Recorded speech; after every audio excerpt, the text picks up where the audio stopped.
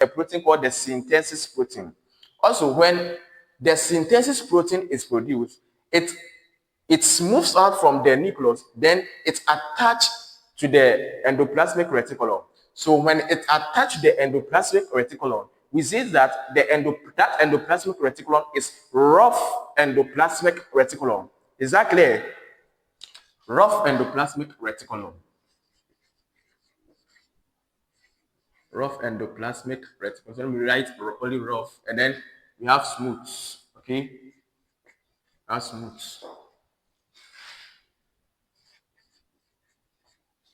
The endoplasmic reticulum.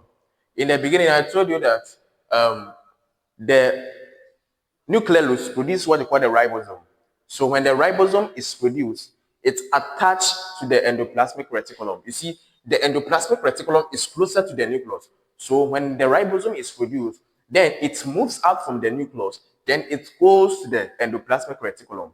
So we have two parts of the endoplasmic reticulum. We have the rough endoplasmic reticulum and then the smooth endoplasmic reticulum. Now, what is rough endoplasmic reticulum? When the synthesis protein is produced, then it moves out from the cell, then it's attached to the endoplasmic reticulum. So at that time, we refer the endoplasmic reticulum as rough endoplasmic reticulum. Is that clear? Then, with the absence of synthesis protein, then we see that that endoplasmic reticulum is smooth endoplasmic reticulum. Simple. So in simple terms, rough endoplasmic reticulum synthesis what? Protein. While smooth endoplasmic reticulum synthesis what we call lipids. Is that clear?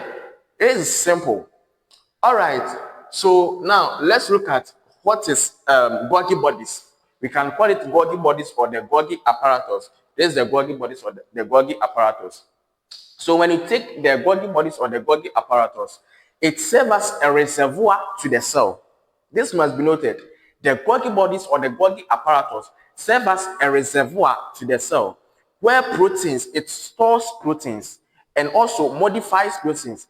Then it transports proteins to the different parts of the cell, inside the cell or outside the cell as well.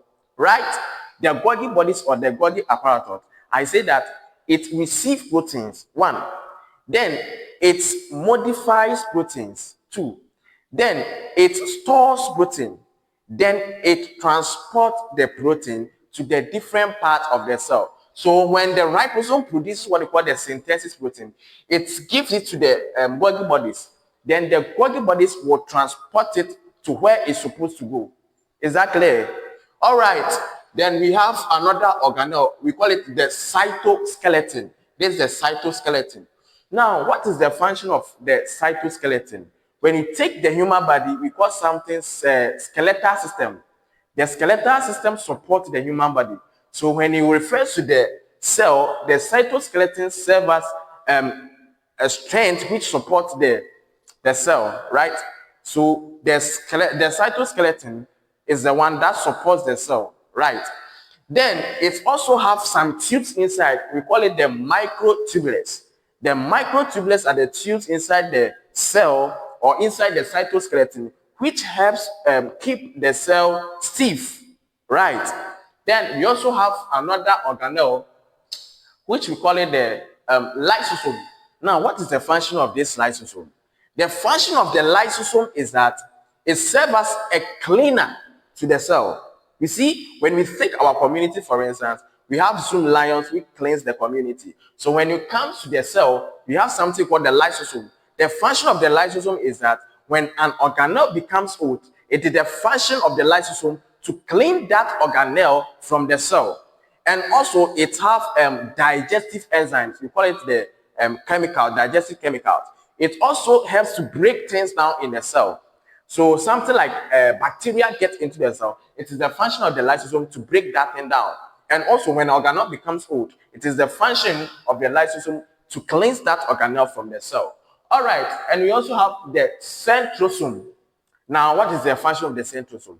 I told you that in the cytoskeleton, you have something that we call it the microtubules. So the centrosome organizes the microtubules in the cell.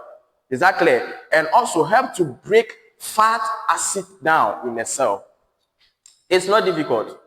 The function of the centrosome, you see, a centrosome, it organizes the microtubules and also helps to break fatty acid down. And also, it also helps in cell division. You see, we have the mitosis and then the meiosis. The mitosis is the cell that cannot reproduce, and then the meiosis is also the cell that produces. For example, we have the sperm cell. All right, so it also helps in cell division. And we also have another organelle called the perisysome. Now, what is the function of the perisysome? The function of the perisysome is that, you see, when something like harmful substances get into the cell, it is the function of this perisysome to break or to deactivate the function of that harmful substance that has got into the cell. Is that clear? So the perisysome serves as, let's say, cyber security, right? That protect the cell from harmful substances that get into the cell. So this is the cell and also the structure and also the organelles that is in the cell. I believe I have talked about every organelle here. All right, so you find it helpful, make sure you like it and then you subscribe it as well. Thank you for watching. God bless you.